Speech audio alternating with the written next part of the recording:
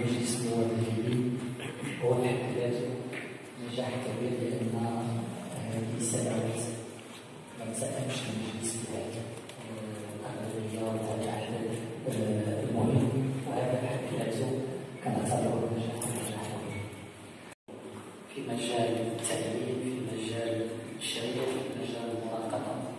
وأظن بأن المرحلة السياسية الراهنة تحتاج إلى مجلس النواب يعني فيه ولاية ويسير في اتجاه واحد تنتهي فيه الانقسامات جغرافية ولا سياسية أو غيرها، ويشتغل بحزب واحد لخدمة ليبيا ولخدمة الليبيين. وأظن من خلال متابعتنا لهذا الاجتماع في الأيام بأنكم كسبتم، وبأن عقد الاجتماع ومخرجاته وجملة الرسالات أن كنا نقول بأن سنرضى أن تنتجوا الجديد، أظن أكثر من ذلك خلقتم حرارة هذا التعاون، خلقتم جو أخوي سيكون له تأثير وسيكون بهذا اللقاء ما بعد إن شاء الله. مرة أخرى هنيئا لكم ومرحبا بكم وبالتوفيق إن شاء الله.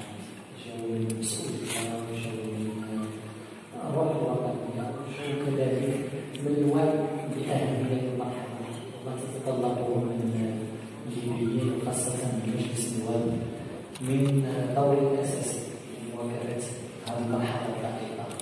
كذلك على المخرجات المهمة أظن بأن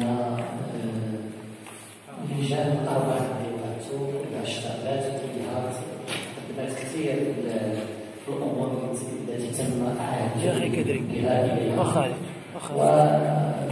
وأكيد بأن هذه المخرجات وخاصة إعداد التطبيق لدورة مجلس المخططات الليبية غيكون نقطة تحول هامة، وهنالك وحدة تأثير في المسار السياسي. إذا كان شيء